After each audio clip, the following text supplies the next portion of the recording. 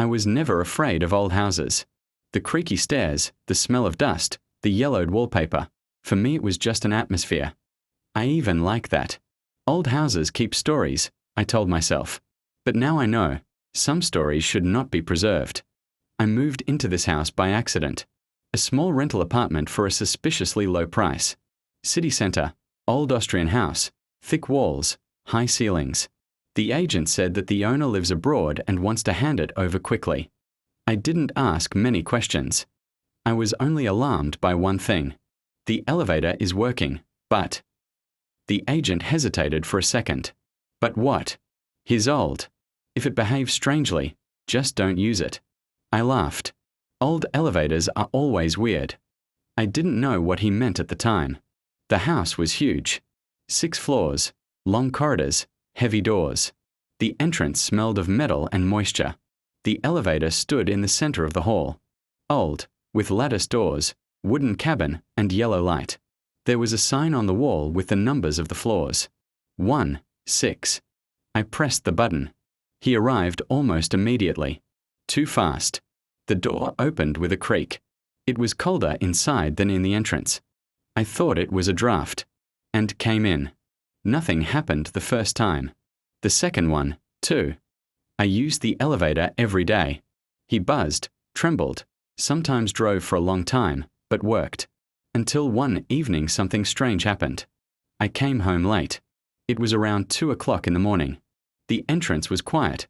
Even the lamp above the mailboxes was flashing. I pressed the call button, and I heard a sound. The elevator was already on its way. From above. But I lived on the 4th floor, and the elevator began to descend from the 6th to the 5th, 4th, 3rd. He drove past me. I shuddered. The elevator didn't have to move if no one called it. I went to the mine. I shone with my phone. Darkness. And deep below is a faint yellow light. The elevator stood on the 1st floor. Alone. The next day, I asked the concierge. An old woman sat at the entrance and knitted something dark grey. Tell me, does the elevator sometimes go by itself? She looked up at me and stopped knitting. What floor are you on? The 4th. A. She sighed as if she understood something. Don't drive it at night. Why? Just don't drive. Is it breaking? No. She was silent for a long time. He's coming back. From where? She looked me straight in the eye. Not from where he goes. I laughed. She is not. I tried not to think about it. Seriously. Every old house has its own legends. Maybe someone died in the mine. Maybe just grandma's horror stories.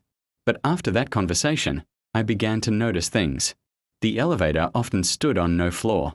Sometimes the door would open, and there was an empty cabin, but the buttons lit up as if someone had just pressed them. One day I went in and saw that the 6th button was already on. I didn't press it. No one came out. I pressed 4. The elevator didn't respond, and I started going up. He stopped on the 6th floor. The door opened. The corridor was dark. The lamps didn't work.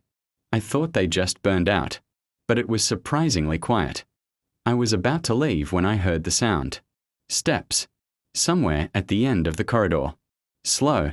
Pulling. As if someone was walking barefoot on the floor. I pressed the close button. The door closed with a sharp crunch. When the elevator moved down, I saw something through the bar. Shadow. She was standing in the corridor. And I watched. I stopped using the elevator. The stairs are not so scary. But a few days later something happened that changed everything.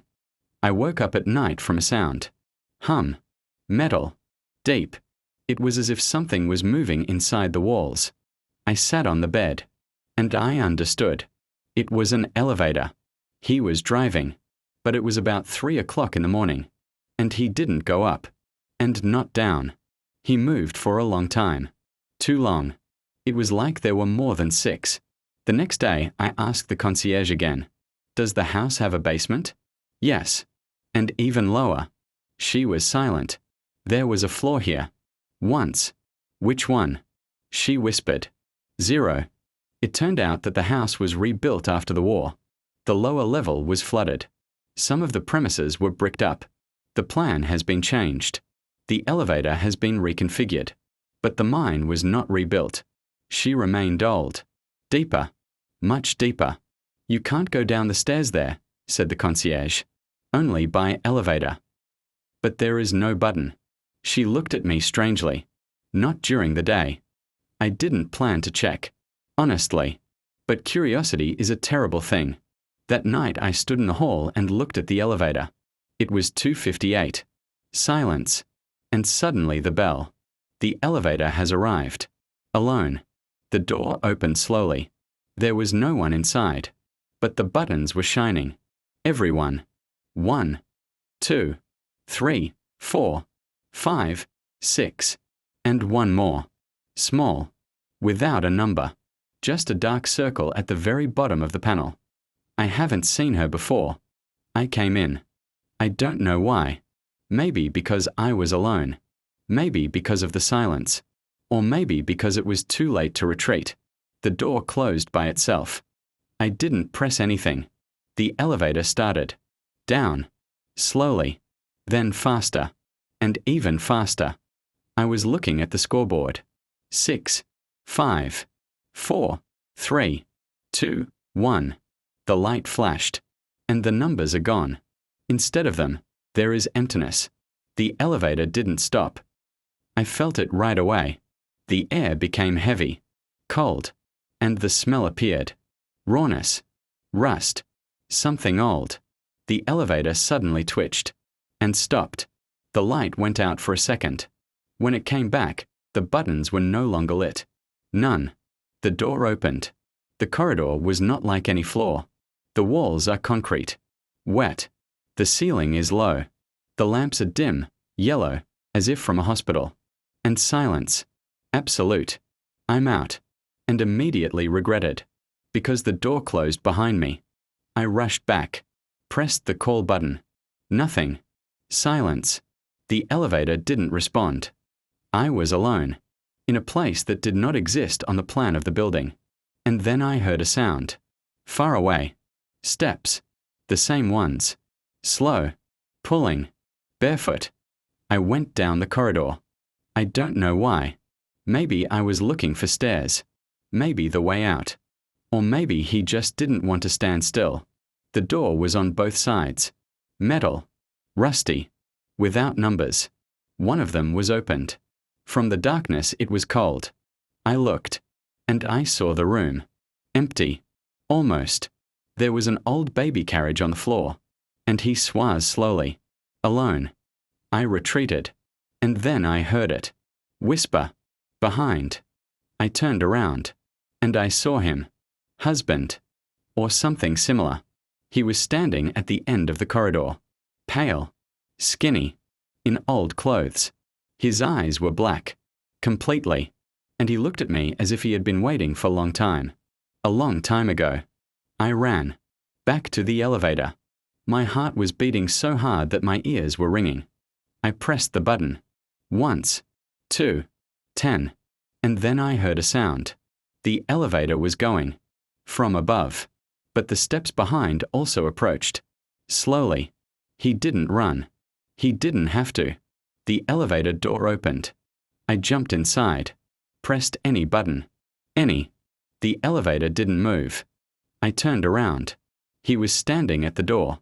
And smiled. And then I understood. He didn't come in. He was waiting.